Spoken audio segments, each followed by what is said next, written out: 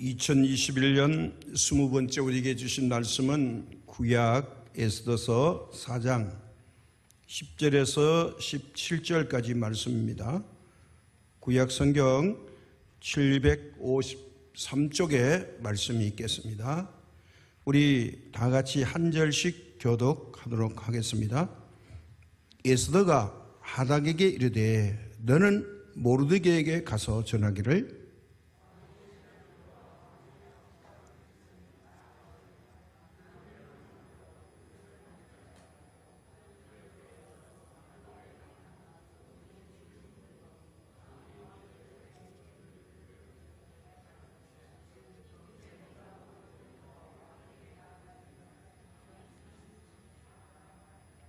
그가 에스더의 말을 모르드게에게 전하매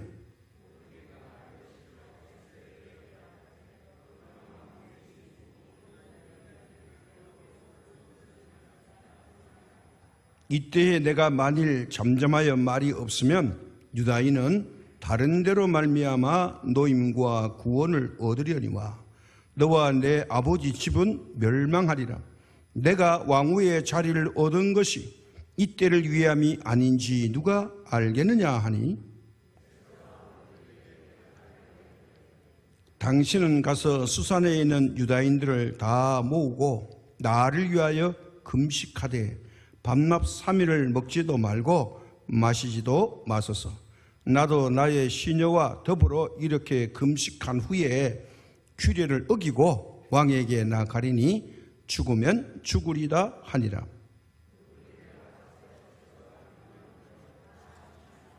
아멘.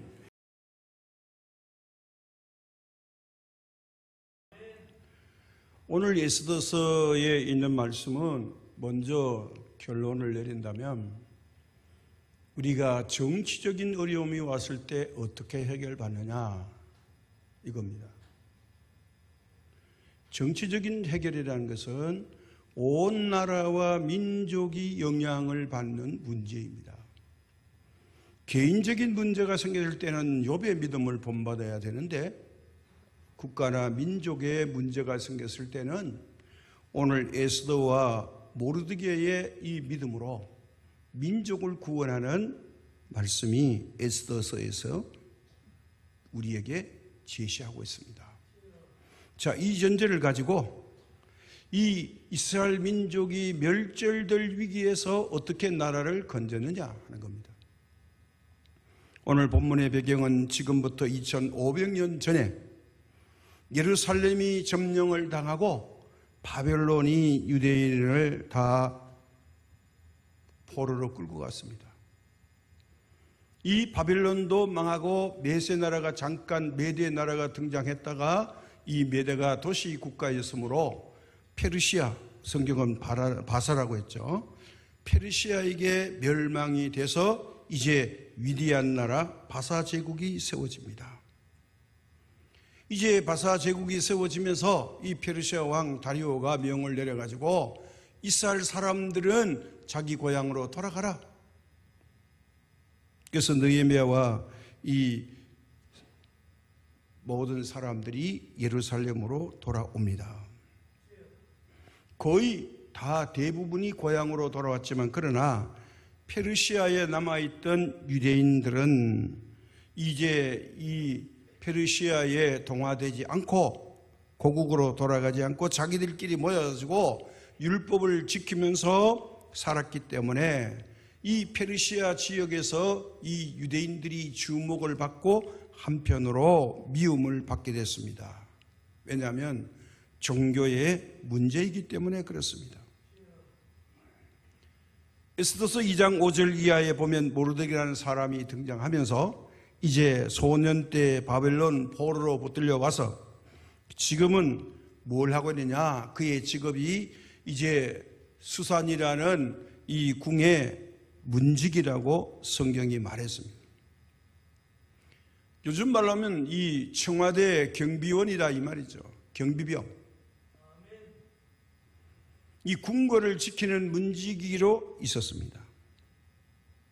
그런데 그에게는 특이한 특징이 하나 있는데 그의 삼촌이 일찍 죽음으로 말미암아 그 삼촌이 기르던 딸 이름하여 에스더가 있었는데, 이 에스더를 그의 딸처럼 귀하게 여기면서 길렀다고 말합니다.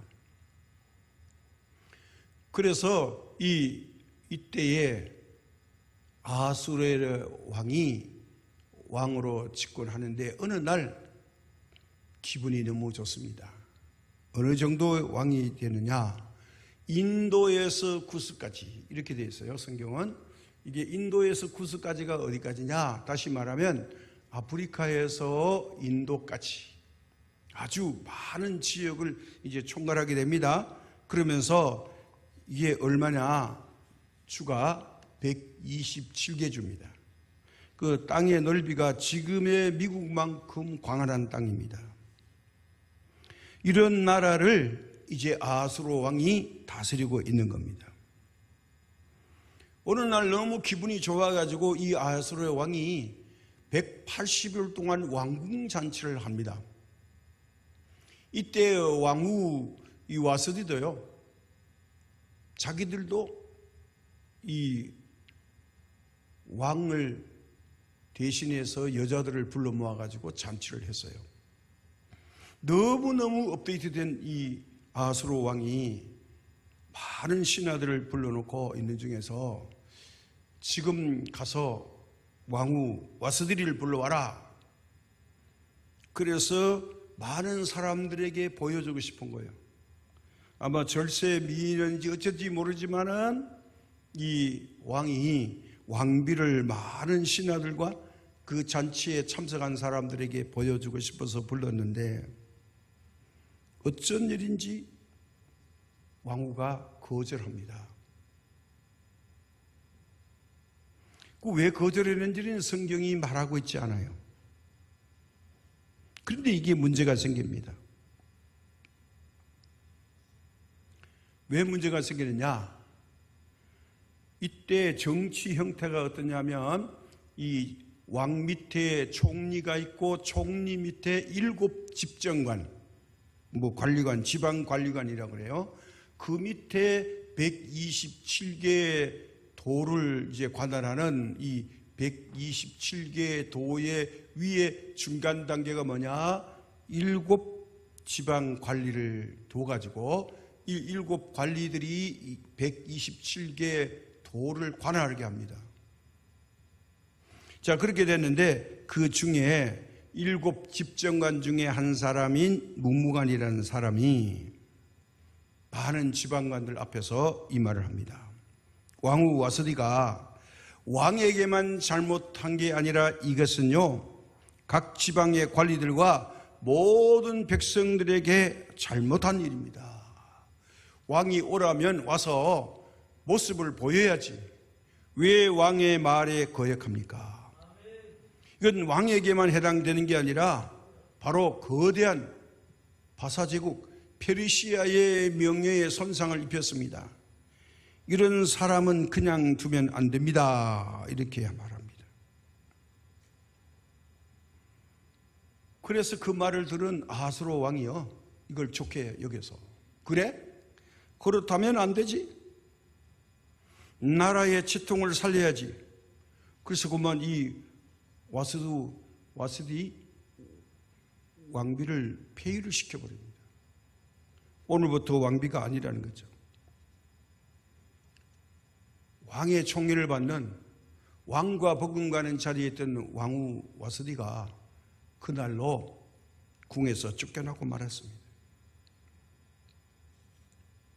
자, 이 일로 인해서 왕비가 없어진 거예요. 그러니까 어떻게 되겠습니까? 왕비를 새로 뽑아야 된다는 거죠.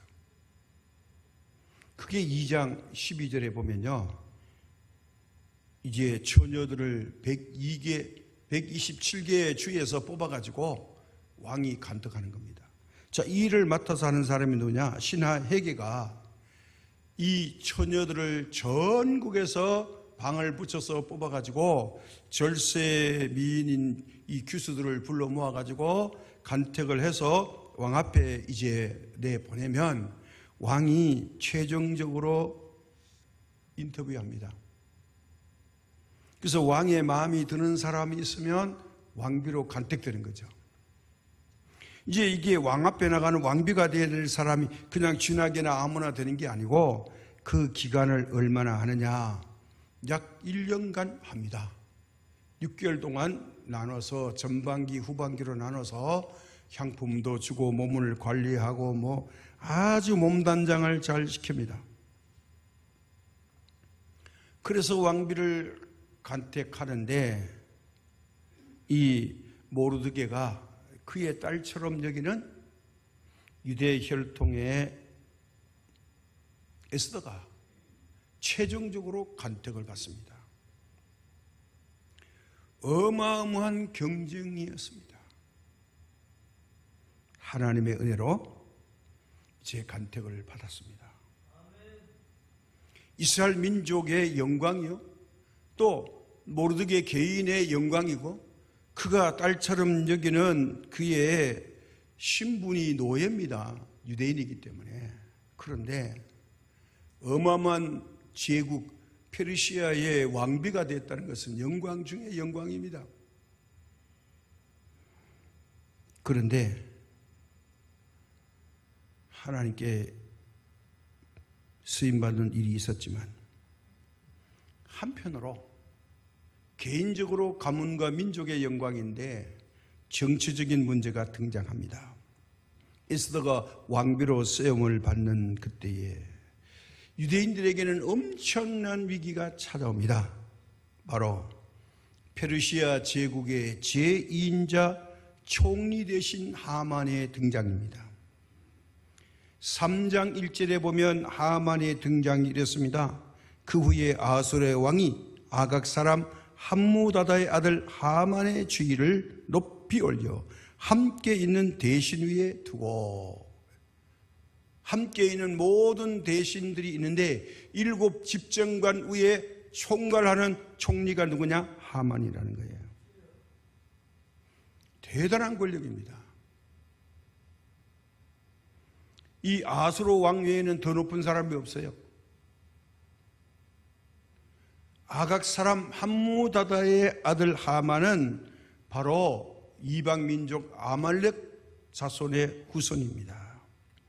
아말렉은요, 이스라엘 백성들이 애굽에서 나와서 광야로 들어갔을 때에 제일 먼저 이스라엘 백성들을 괴롭혔던 민족들입니다. 자, 그러니까 하만이 볼 때에는 이스라엘 사람들이 눈에 가시죠. 두고두고 아말렉과 이스라엘은 원수관계죠. 지금도 그렇죠. 블레셋과 지금 이스라엘이 전쟁하고 있잖아요. 자, 그런데 왕의 신망이 두터운 하만은 어떤 생각을 하느냐? 이 이스라엘 백성들을 전멸시킬 음모를 꾸밉니다. 그래서 그걸 속을 감추고 왕에게 설득을 해서 이것을 옮기는 일을 왕비 책정이 끝난 다음에 1년 후에 이것을 하려고 계획을 세웁니다.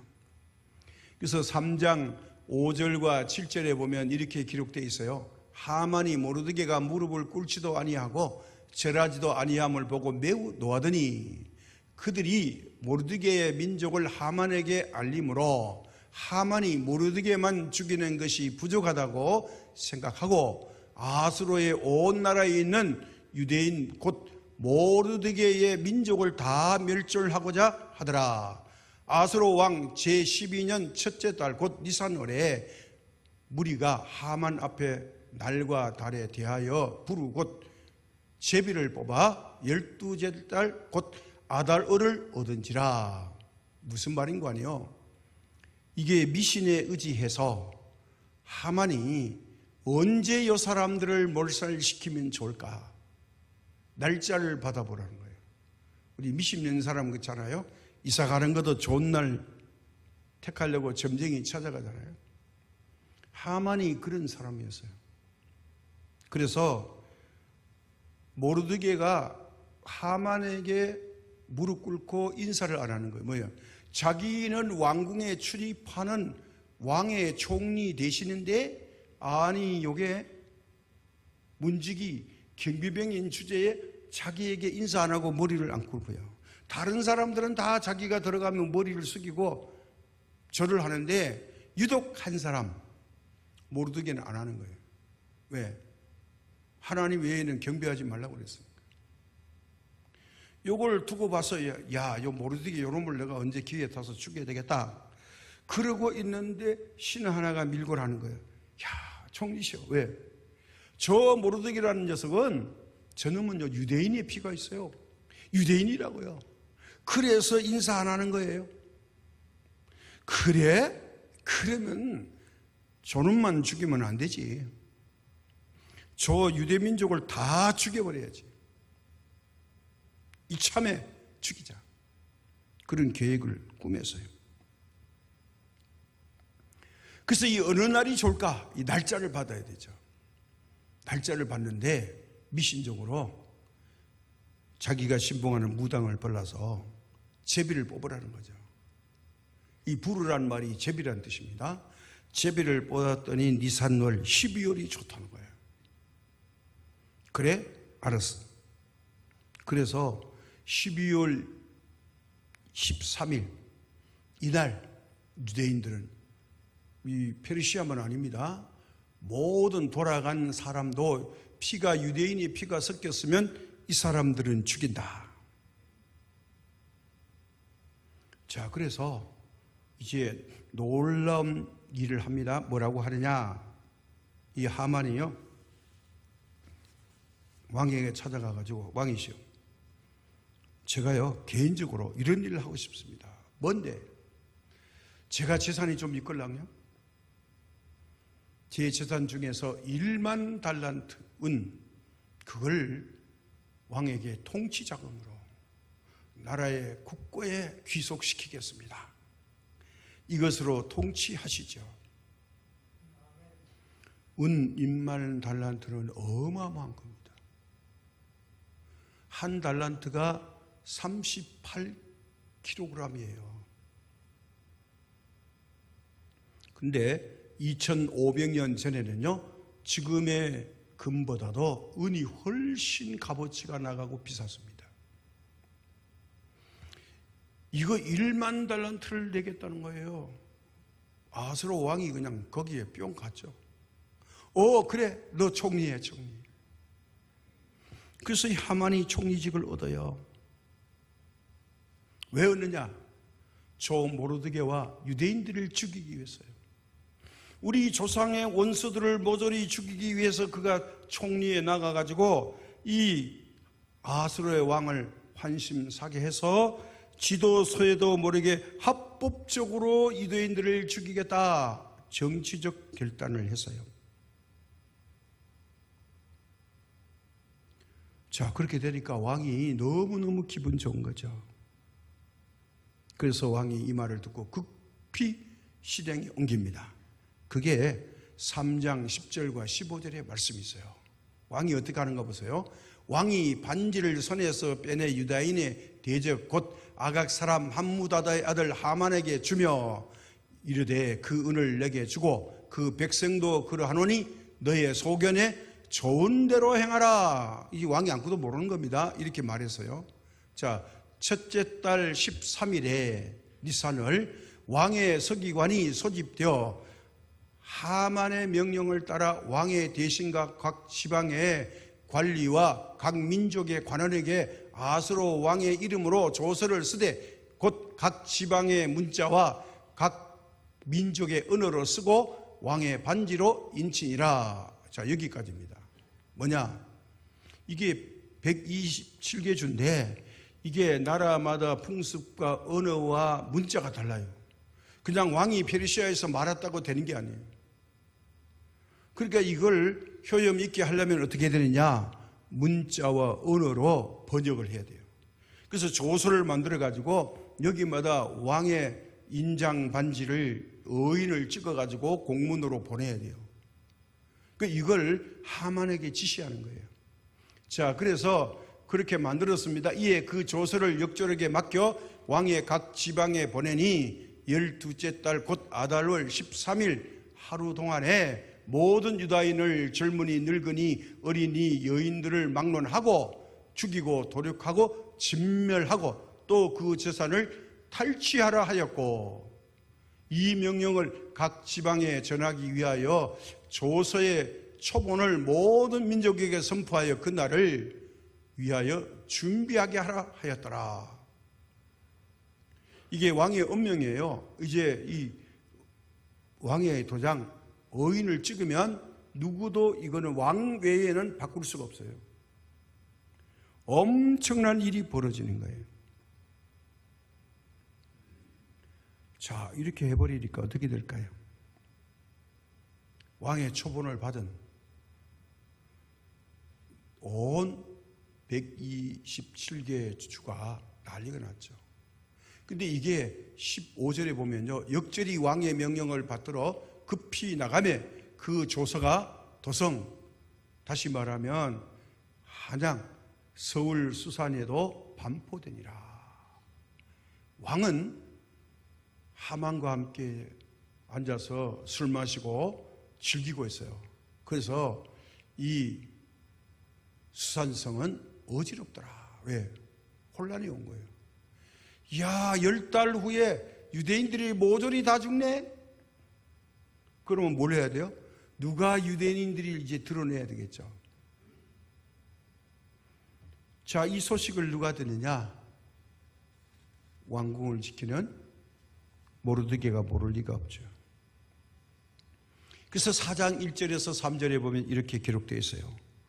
모르드게가 이 모든 일을 알고 자기의 옷을 찢고 굵은 베옷을 입고 죄를 뒤집어 쓰고 성중에 나가서 대성통곡하며 대궐 문 앞까지 이르렀으니 굵은 베옷을 입은 자는 대궐 문에 들어가지 못함이라. 왕의 명령과 조서가 각 지방에 이름에 유다인이 크게 애통하며 금식하며 울며 부르짖고 굵은 베옷을 입고 죄에 누운 자가 무수하더라. 이게 모르드게가 이걸 보고서는요, 큰일 났다는 거죠. 이제 우리 다 죽게 생겼다는 거죠. 언제요? 12월 13일에. 이 공문은요, 발송된 날이 10달 전이에요. 이게 엄청난 일이죠. 금식하고 울고 부르짖었어요. 왕의 명령이에요.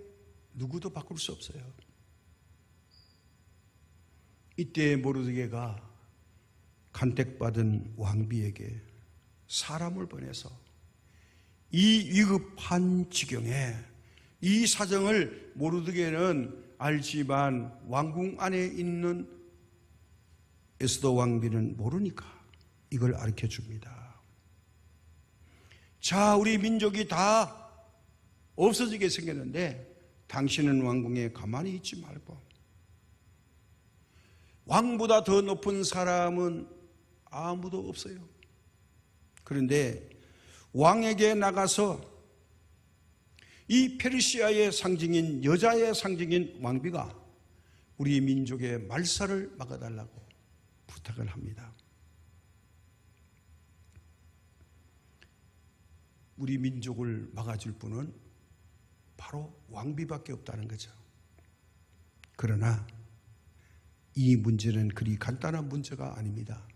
왜냐하면 당시 페르시아 제국에는 왕이 부르지 않았는데 만약에 왕 앞에 나가는 사람이 있다면 지고아를 망연하고 왕비도 포함됩니다. 가족도 다 포함됩니다. 그 사람은 사형에 처하게 되어 있습니다. 왕의 자식이고 왕비고 관계없어요. 왕이 호출하기 전에는 누구도 왕 앞에 가서 서면 그냥 죽음만 있을 뿐입니다.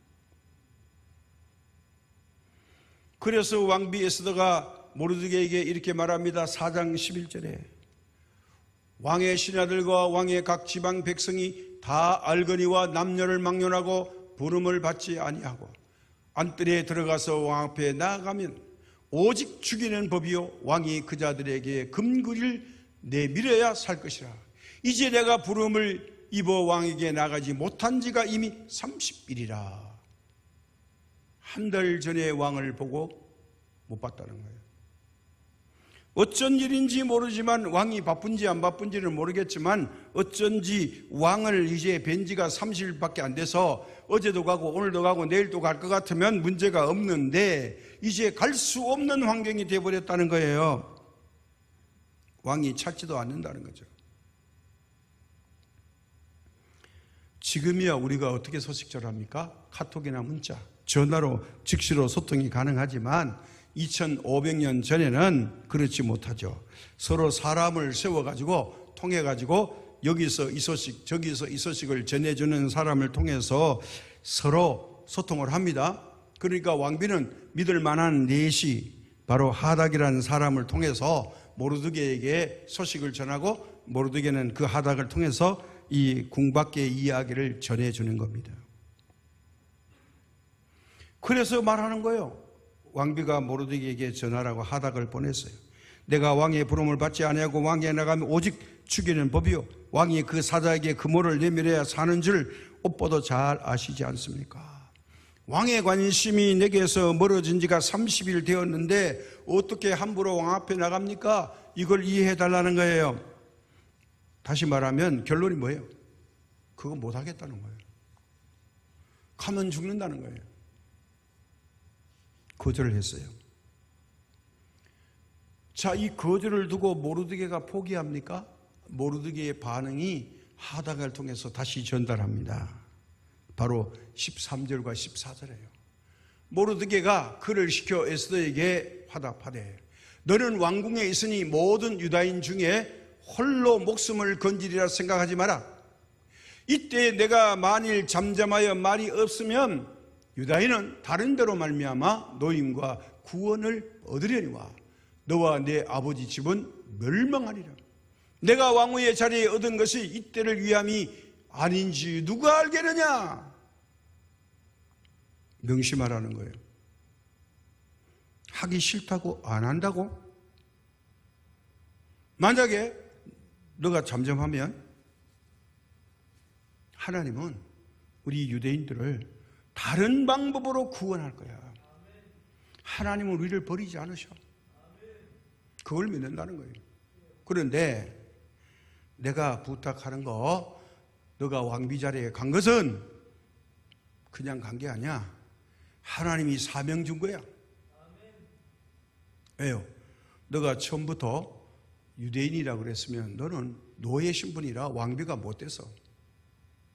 그런데 유대인 신분을 속이고 너가 가는 데 가라 그래서 너가 페르시아의 한 사람으로, 처녀로 이제 유대인 신분인 줄 모르고 왕비를 삼았잖아.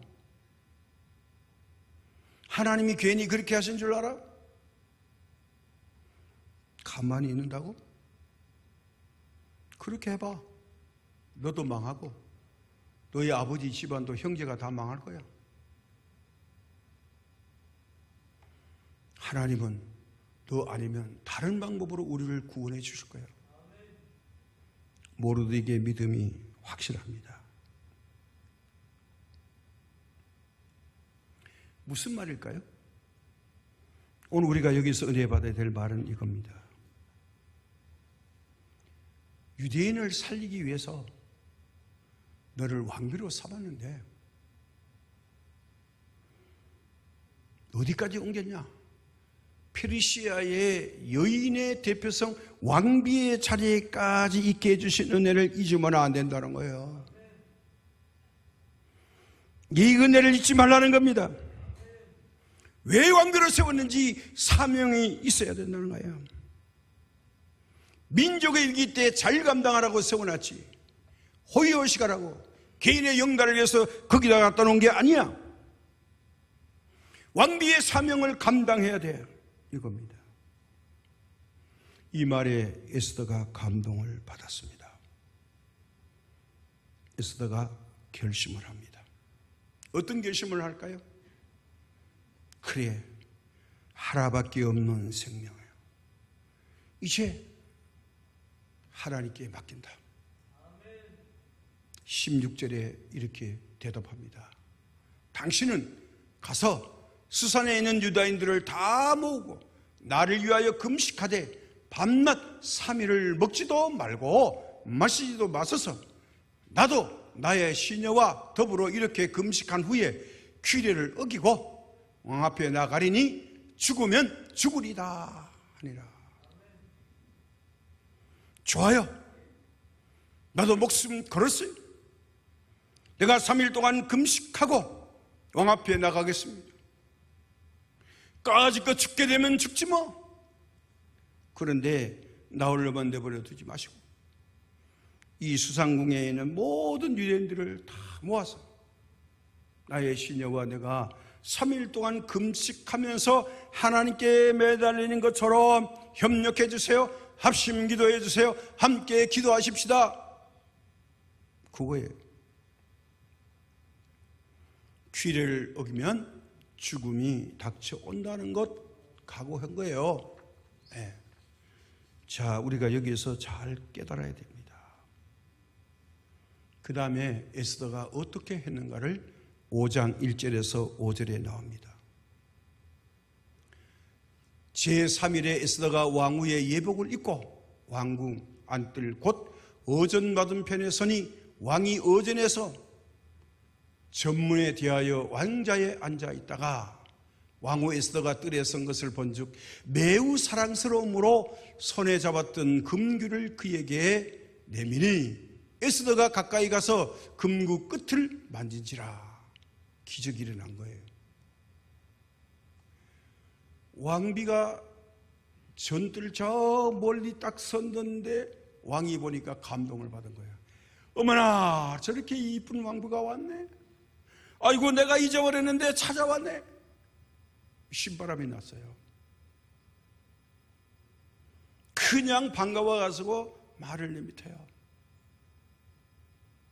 왕비여, 빨리 오쇼.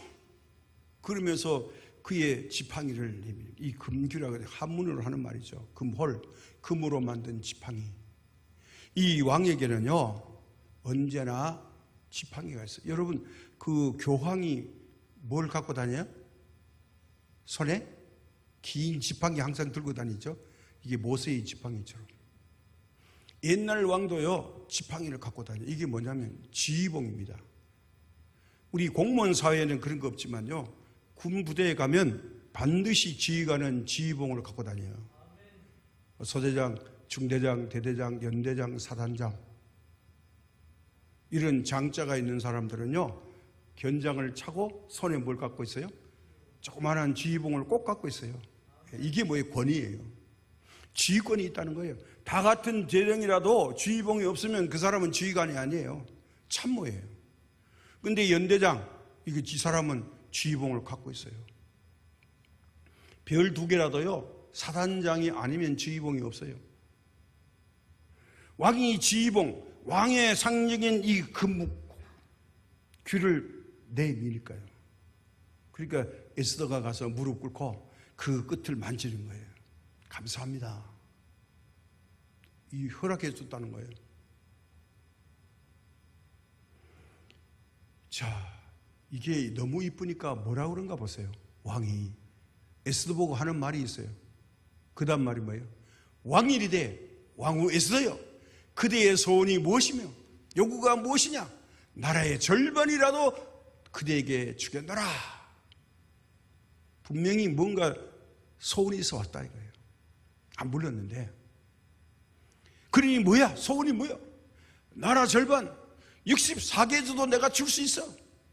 그랬더니 에스더가요 뭐라고 그럽니까? 에스더가 이르되 오늘 내가 왕을 위하여 잔치를 베풀어 사오니 왕이 좋게 여기시거든 하만과 함께 오소서 하니, 왕이 이르되 에스더가 말한 대로 하도록 하만을 급히 부르라 하고 이에 왕이 하만과 함께 에스더가 베푼 잔치에 가니라. 이렇게 해요. 간단해요. 마음속에 소원이 있는데 이건 지금 말할 게 아니에요. 왜냐하면 지금 왕 앞에 말해보면 왕이요 하만을 불러가지고 이 못된 놈 무슨 수작을 끓여서 하면 하만이 모함을 씌워서 뒤집어 엎을 수가 있으니까. 에스더는 하나님의 지혜를 받은 사람이죠. 그래서 왕이시여 딱 2사람만 오세요. 누가요? 총리, 왕하고 총리하고 우리 집에 잔치를 벌려놨으니까 오세요. 아주 좋게 얘기하는 거예요. 왕이 보니까 또 너무 이뻐. 별 소원이 없고 잔치에 초대하려고 나를 불렀네. 나는 좀 소홀히 했는데 왕비는 나를 잊지 않았네. 너무너무 기분이 좋은 거예요. 그래서 하만을 불러요. 야, 우리 왕비가 너하고 나하고 초대했다? 우리 잔치 가자. 그래서 두 사람이 잔치 갔어요. 유대인들이 확살하려는 걸 모르는 게 아니에요. 알고 있어요. 자, 하만의 정체성을 드러내기 위해서는 어떻게 해야 되느냐? 천천히 이제 슬로우 모션으로 침착하게 하만이 꼼짝 못하게 만들어야 된다는 거예요. 자, 금식의 기도의 위력이 이제부터 나타나는 거예요. 성령님이 지혜로 에스더 왕비에게 임했어요. 그래서 두 사람이 가서 그날 첫날의 잔치에 거하게 취하고 기분이 좋았어요. 그리고 왕이 궁금한 거예요. 왜 도대체 소원을 이야기 안 하는 거예요? 왕이시여, 소원은 두 번 잔치에 제가 소원을 아뢰겠습니다. 한 번 더 오시죠. 그래, 이런 잔치는 이게 너무 좋다. 총리하고 나하고 두 사람밖에 없으니 이게 왕비하고 뭐 세 사람, 나라의 거두들이 모여 있으니까 얼마나 좋은가. 그래, 언제 올까? 제가 전가를 드리죠. 그러면서 약속을 했습니다. 기분이 좋아서 왕궁에 돌아왔는데 하나님의 역사가 일어납니다. 내일이면 왕비 에스더가 주최하는 만찬에 가야 되는데 가슴 설레는 이 왕이 잠이 안 와요. 아무리 잠을 자려고 해도 잠이 청하는데 잠이 안 와요. 할 수 없이 어떻게 하느냐, 내시를 불러요. 야, 왜 오늘 밤에 잠이 이렇게 안 와? 내일 왕비 잔치에 가려니까 가슴이 설려. 너 저기 문서 창고에 가서 궁중일기를 가져와 봐. 그리고 그걸 나한테 읽어줘. 내시가 예 하고 가서 최근에 궁중일기를 꺼내와서 읽어줍니다. 읽는 중에 최근에 일어난 일에 한 가지 기록이 남아있어요. 그게 뭐냐? 얼마 전에 이 문지기로 있는 궁궐의 내시 두 사람이 왕을 암살하려고는 계획을 세웠다가 모르드게가 이걸 왕비 에스더에게 알려줘가지고 왕비 에스더가 이 암살하라는 모반을 꾀한 두 내시를 찾아내가지고 사실 조사를 해서 이 사람들을 처형해서 암살 계획을 막아준 사람이 있는데 그 사람의 이름이 뭐냐? 모르드게라는 거예요. 이 사람이 뭐냐? 궁궐 뭉직인데 같은 궁궐 뭉직으로 있는 이 두 사람이 반역을 베풀었어요. 그 사람들의 이름이 뭐냐? 이 두 사람의 이름이 적혀 있어요. 왕이 깜짝 놀라는 거예요. 야, 그 모르드게 사람에게 보상한 거 없냐? 뭐 직위 내려준 거 없냐? 아무것도 없는데요? 아니, 이럴 수가 있나? 내 생명의 은인인데. 자기가 생각해도 대단히 잘못한 거예요. 그냥 잘못했을까요? 아니죠. 하나님의 역사는 결정적인 데 일어납니다. 뭘까요? 야, 오늘 아침에는 이 모르드게에게 내가 관직을 내려야 되겠다 결심을 했어요. 그래서 아침 일찍이 내시에게 말합니다. 야, 저 뜰에 누가 와 있냐 지금? 그랬더니 내시가 말해요.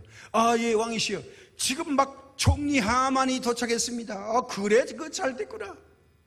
하만을 들라 해라 했습니다.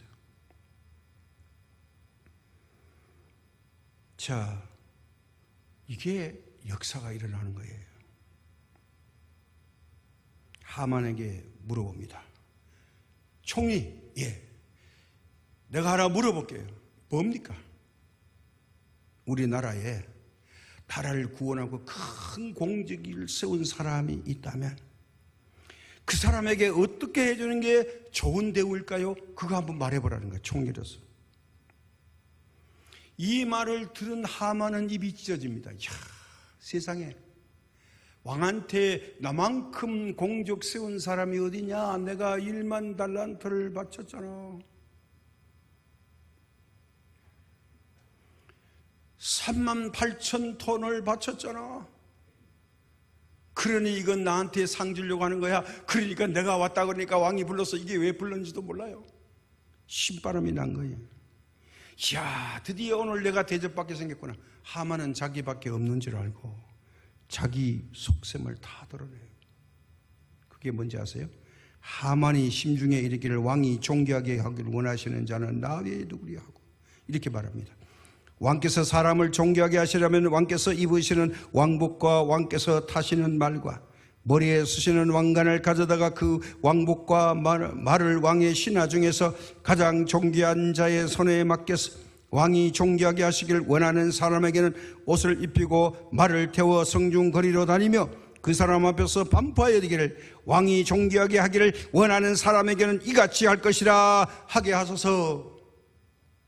자기가 이제 그 말을 타고 왕관을 쓰고 왕복을 입고 이야, 이제 이 수산 도시를 돌아다니게 생겼으니 야, 드디어 하만이 하만다워지겠다. 그 대접받을 사람이 자기라고 생각한 거예요. 하고 싶은 이야기를 다 했어요. 놀라운 일이 일어납니다. 그랬더니 왕이 아, 그래? 알았어. 너 지금 말했지? 내가 말한 대로 속히 왕복과 말을 가져다가 대굴문에 앉은 유다 사람 모르드게를 거기에 앉혀가지고 내가 말한 그대로 한마디도 빠지지 말고 총리 내가 말고삐를 찾고 이 수산성을 다 돌아다니면서 외쳐라. 다른 사람에게 맡기면 안 돼. 총리 알았지? 이래버렸어요. 모르드게가 갑자기 문지기인데요, 왕의 말을 탄 거예요. 왕복을 입어요. 머리에 왕의 발을 써요. 누가 말합니까? 최고의 권위자 하만이 말고삐를 잡고서 수산성에 돌아다니면서 왕에게 충성하는 사람은 이 사람과 같이 될 것이다 이러고 돌아다닌 거예요. 왜? 한마디도 자기 한 말을 빼면 왕에게 알려주면 목숨이 날아가니까. 이게 반전이 된 거예요. 모르드게가 그렇게 될 줄 몰랐죠. 사람들이 보니까 문지기가 말을 타고 가는데 왕 앞에 충성하면 문지기가 왕의 말을 타고 다닌다 이거야. 사람들이 깜짝 놀랐죠. 그런데 이 문지기를 태워가지고 어이 비켜 이렇게 하는 사람이 누구예요? 하만 총리라는 거예요. 이 꼴불견인 거예요. 하만이 이 짓을 하고 나서요, 풀이 죽어가지고 왕에게 말도 못하고 그냥 집으로 돌아간 거예요. 낙심해서. 그런데 그의 아내와 함께 무슨 작당을 했냐? 이제 멀잖아. 불임절이 되면 저 모르드게를 죽이는데 어떻게 죽일까? 부인이 말합니다. 여보 그냥 죽이지 말라고. 어떻게 죽일까? 큰 장대를 세워가지고 거기다가 매달아 죽이자. 이게 예수님의 십자가의 모습인지도 몰라요. 억울하게 모르드게를 죽이자는 거예요.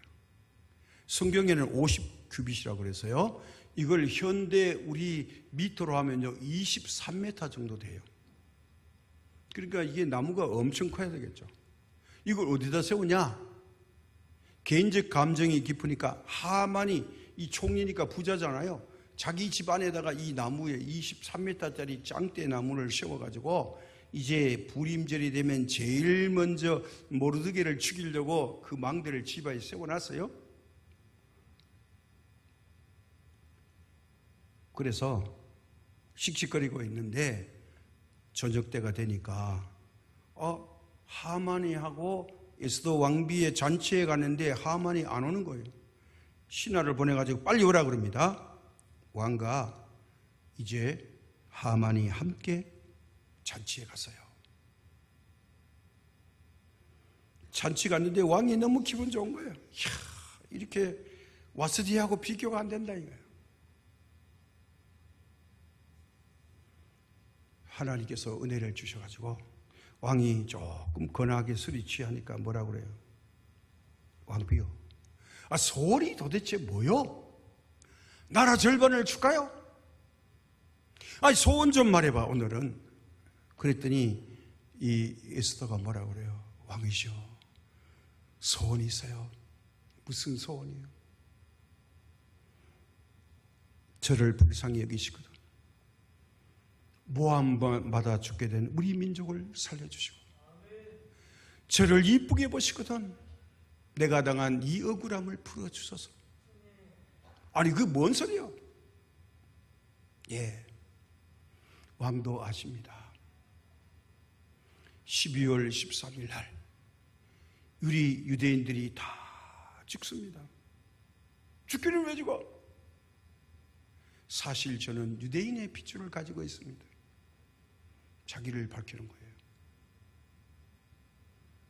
왕이 깜짝 놀랐죠. 그래? 그러면 이 못된 작전을 계획을 꾸민 사람이 누구요? 그 말하시오. 에스더가 뭐라 그래요? 예, 바로 왕의 옆에 있는 하만입니다. 천청병력이 떨어졌죠.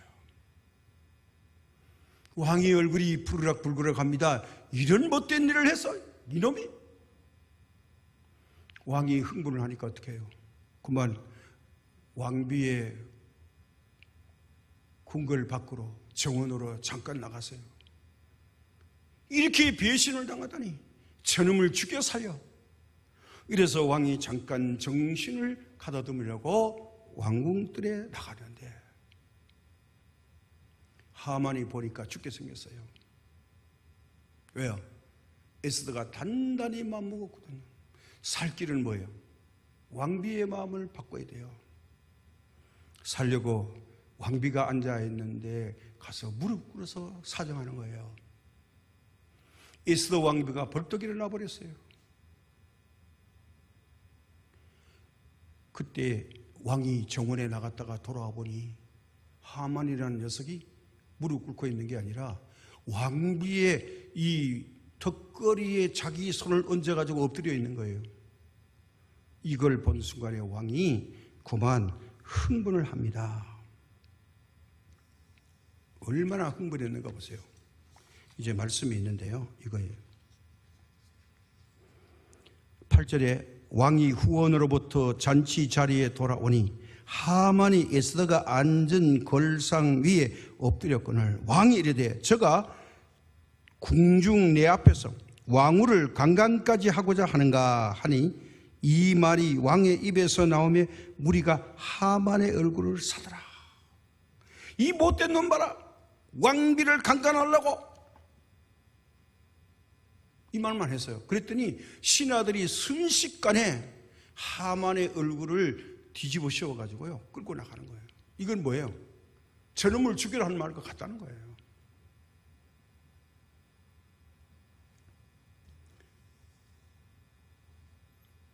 더 변명이 필요 없어요. 에스더의 말이 하만의 말보다 위력이 있죠. 왜? 유대인들을 이유도 까닭이 없이 죽이려고 했으니까. 이제 이때 뭐라고 말하는 거 아니에요? 끌고 나가는 순간에 왕의 내시 이름이 나와요. 하루보나가. 하루보나라는 내시가 있어요. 이 사람이 말해요. 왕이시여, 제가 알기로는요 저 하만의 집에 모르드게를 죽이려고요, 내일 모레면 죽이려고요 23m짜리 큰 나무 장대를 달아놨대요. 그래? 그거 듣던 중 반가운 소리다. 야, 그놈을 거기다가 자기 집에 장대에다가 달아 죽여? 잘 됐구만. 명령이 떨어졌어요. 신하들이 즉시로 그의 집에 가서 그가 만들어 놓은 나무 장대에다가 하만을 달아 죽였어요. 그랬더니 그것을 전해 들은 왕이 노가 그쳤더라 그랬어요. 이렇게 하만이 죽고 말았어요.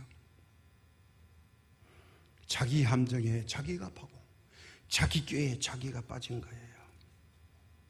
그래서 이스라엘 백성들은요, 지금도 12월 13일과 14일 부림절 니르 제비 뽑았다. 그래서 지금도 역시 지키고 있어요. 오늘 여기서 우리가 마지막으로 교훈을 나누고자 하는 것은요, 우리 사람이 살아가는 동안에 사랑 중에도 목숨을 건 사랑은 그 어떤 것도 이길 수가 없습니다. 에서 왕비의 죽으면 죽으리다가 민족을 구원했다면 우리 하나님의 사랑 예수 그리스도의 죽으심으로 우리가 영원한 구원 생명을 선물로 주셨습니다. 그것이 바로 십자가의 사랑입니다. 내가 아직 죄인 되었을 때에 나를 죄에서 건져주셨습니다. 그리고 죄인들을 찾아오시는 겁니다. 이것이 뭐냐? 하나님 아버지의 한없는 사랑입니다. 그 사랑의 표시가 뭐냐? 주님의 십자가의 사랑입니다. 죽음으로 우리를 바로 죄에서 구원해 주신 영원한 생명의 길로 인도해 주신 주님의 사랑을 잊지 말아야 됩니다. 지금은 가정의 달입니다. 우리는 육신적으로 사회적으로 어머니의 사랑을 잊지 말아야 합니다. 어머니의 사랑은 태의 사랑입니다. 죽음의 사랑이고 생명의 사랑입니다. 우리가 나이가 아무리 많아도 우리에게는 다 어머니가 있었습니다. 아버지가 있었어요. 근데 세월이 먹고 나니까 내가 어머니가 되고 아버지가 된 거예요. 세대가 이어지는 것입니다. 우리 어머니가 나를 낳을 때는 목숨 걸고 낳아준 겁니다. 자식이 그냥 나옵니까? 태에서 나올 때는 큰 상고를 겪고 목숨이 위태로움에도 불구하고 자식을 사랑하는 마음으로 자녀를 낳아줍니다. 이게 뭐냐? 목숨을 걸고 사랑으로 자녀를 출산하는 생명의 사랑이에요. 또 다른 생명을 엄마가 낳아주는 겁니다. 그래서 성경은 말합니다. 부모에게 잘하라고. 내 낳은 어머니를 저주하지 말고 때리지 말고 욕하지 말고 학대하지 마라. 그렇게 하면 하나님께 잘못하는 것이다. 이렇게 말해요. 태의 상급의 사랑을 잊지 말라. 그래서요, 나라를 사랑하는 사람은 애국자고요, 하나님을 사랑하는 사람은 순교자라고 합니다. 오늘 우리는 인도를 사랑해서 코로나 위기에도 이제 인도의 영혼을 사랑해서 설수하지 않고 생명을 걸고 이제 인도에 남아서 이 사람들을 사랑하는 하승재 목사님에게 그 믿음을 감동받아서 우리가 작은 정성을 오늘 한번 베풀려고 합니다. 이 하나님 앞에 있는 이 사랑을 누구도 거둘 수가 없어요. 올 수 있는 기회가 없는 게 아니라 기회가 있었음에도 불구하고 포기했습니다. 죽으면 죽으리라입니다. 자, 부모의 사랑을 누가 이기겠어요? 엄마의 사랑은 절대적으로 위대합니다. 아내의 사랑은 위대합니다. 남편의 사랑도 귀합니다. 아버지의 사랑은 더 귀합니다. 이런 사랑을 왜 받았을까요? 왜 우리가 이런 사랑을 받았을까요? 하나님은 이렇게 말씀합니다. 살았을 때 잘해. 곁에 있을 때 더 잘해. 가졌을 때 잘해. 건강할 때 잘해. 할 수 있을 때 잘해. 줄 수 있을 때 잘해.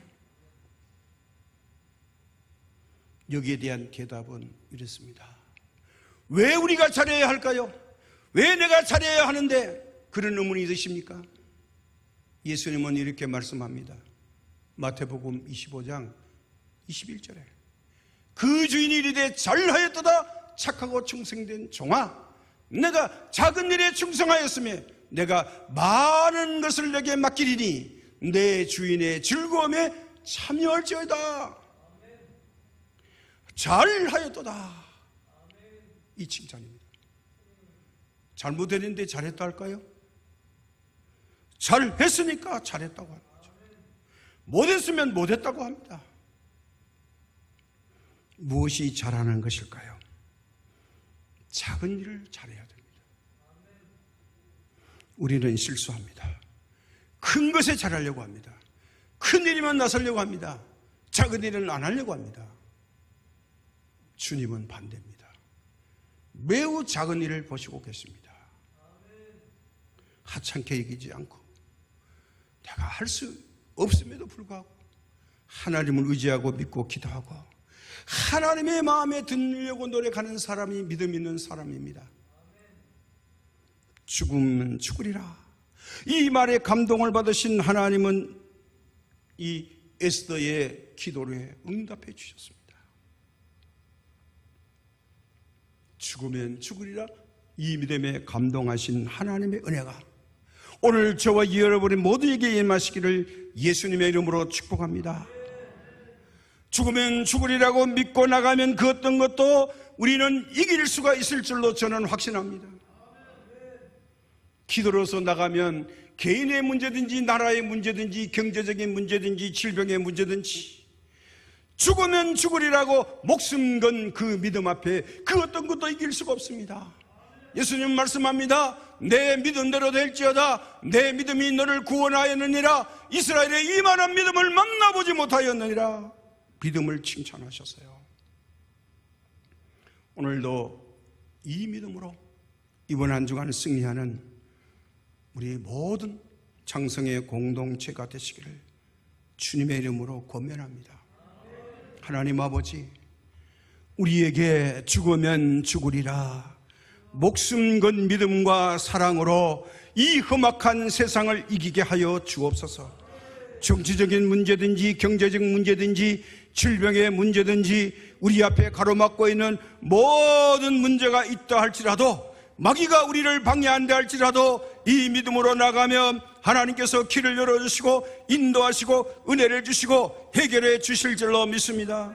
주님, 작은 일에 충성하였으므로 잘하였도다 신실한 종아, 이 말씀을 마지막에 듣게 하여 주옵시고 오늘 우리 앞에 놓여있는 작은 방해를 보고 겁먹고 돌아서지 아니하고 하나님 앞에 엎드려 적극적으로 나가 반드시 승리하고 나갈 수 있도록 승리의 주역달 되게 하시고 하나님이 기뻐하는 믿음의 사람들 되도록 도와주옵시며, 지금 고통 중에 있는 분들, 병으로 수고하는 분들, 물질의 어려움을 겪는 분들, 사업이 주님 어려운 분들이 있습니다.